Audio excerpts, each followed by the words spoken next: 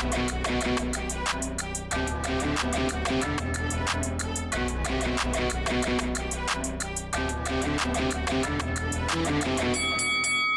guys, welcome to Boxing Squared for boxing news and views from around the internet.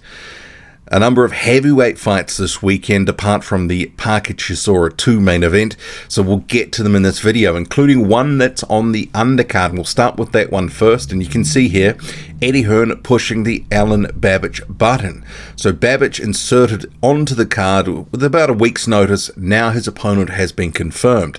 So on the Matchroom website, it does confirm it as David Splitmont. So a record of 11, 7, and 1. So 7 losses there for Splitmont. You might be asking, who is this guy? And that's a good question. So he is a French journeyman. And you can see here from the record, quite a few losses sort of sprinkled through there, but with a record 11-7, there is going to be. But not too many names that I think a lot of fans would recognize. But Herve Hubo, he's probably the most high-profile fighter that he has lost to.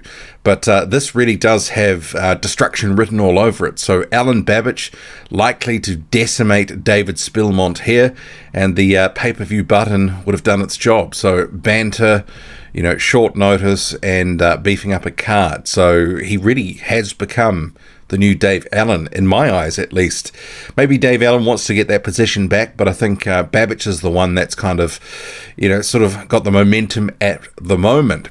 But in terms of the next fight that we're going to cover, so Kash Ali, so he is returning. So this is Friday in the UK on fightzone.uk.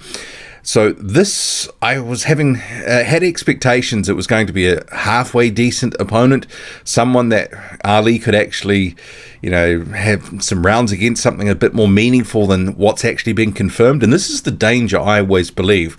Confirming cards, confirming the fighter who's going to be the main event, but without an opponent, because obviously starts to make things a little bit harder in terms of, because people know you've got a date and that they can probably ask for a bit more. So I don't know what's gone on behind the scenes, but the opponent that has been confirmed is Mladen Manev.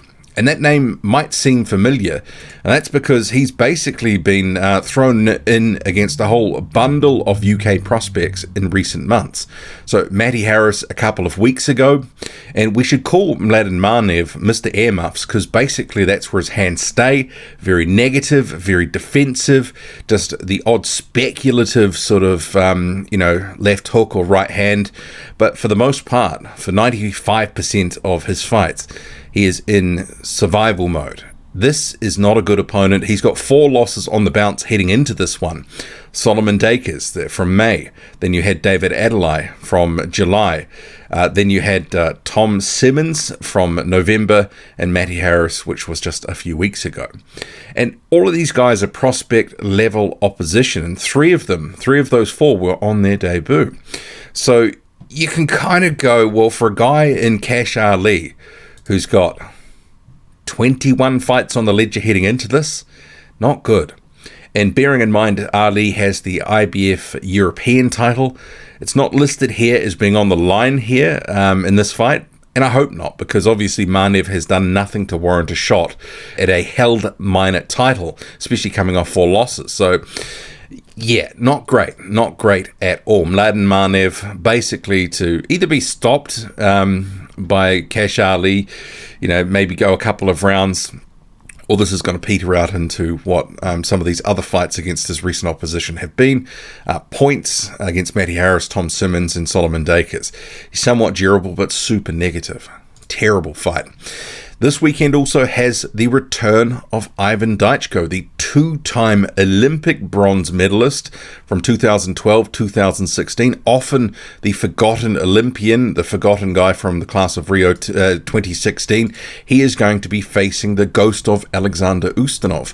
And Ustinov, he has last been seen against Vlad Sirenko, and we'll come to Sirenko in a moment, getting iced in a round. And that's because 45 years old now, basically completely washed up, and he's really putting himself in danger here because he's been getting stopped, and progressively some of these stoppages are looking more brutal. It was just 1 round of action against Sirenko, or less than a round I should say. So yeah, Deichko needs to go out there and do what others have been doing to Aleksandr Ustinov and just absolutely wash him. And hopefully the quicker the better for Ustinov's sake, because if he takes sustained punishment, it's not good for him.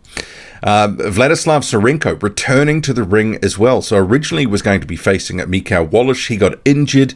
Murat Gassiev's opponent, he was available after Gassiev got injured. So Andriy Rudenko will be facing Vladislav Sirenko. And that's a better fight, in my view, than the Wallach one. Because Andriy Rudenko, he can actually fight. He's actually a decent heavyweight. He's a bit faded these days. But compared to some of the opposition that Sirenko's been facing, he's actually a decent opponent. And given that Vladislav Sirenko hasn't always looked super slick in some of his recent fights, I think there's a couple, like he looked okay in the Sokolowski fight, but the Konstantin Doboshenko fight, I should say, he got rocked pretty badly in that one, and it wasn't the most convincing performance. And you can see here the scorecards: 97-94, 98-93, and 96-95. Very close on a couple of those cards, and he looked a bit. In some of these recent fights, he's looked a little bit flat, hasn't looked fantastic. Obviously, the, take out the Ustinov one where he iced him in a round, but we can't take much from that. There's diminishing returns with facing Aleksandr Ustinov at this point. But a guy like Rudenko, who has a bit of ambition still, he can go rounds, and most likely this is going to points. Never been stopped in terms of a knockout or anything like that, but he has lost a number of decisions. Zhang Jilei, Ajit Kabayal, and we know Zhang can punch. Obviously lost to Alexander Povetkin. That was, 4 or 5 years ago now. But he might be a bit long in the tooth, but I think this could be interesting. And I think it's probably a bit closer than some people believe. But, I mean, it's really up to Sirenko to put on a performance and get himself back on the radar as someone to really watch and get behind in the heavyweight division, because he's been a little bit off the boil in recent years. And then just rounding up this video, so not sure if this fight is going ahead. Igor Shevedutsky is on the same card as Sirenko in Ukraine. It was announced on social media that he was going to be facing Kamil Sokolowski, and that was what Sokolowski had announced. But for whatever reason, it's TBA on BoxRec, so I don't know if that's fallen through, but quick comment if it is going ahead. This is a step up for Shevedutsky. We know Kamil Sokolowski can fight. He's coming off a very good performance. He beat George Fox convincingly. So, he's no joke. We know Sokolowski has a level, and if you're not good enough, the gate will be closed. So this will be interesting if it goes ahead. Anyway, what do you make of it all? Drop a comment loud and often. Hit like, hit subscribe. Follow me on Twitter, boxing_squared. I'm out.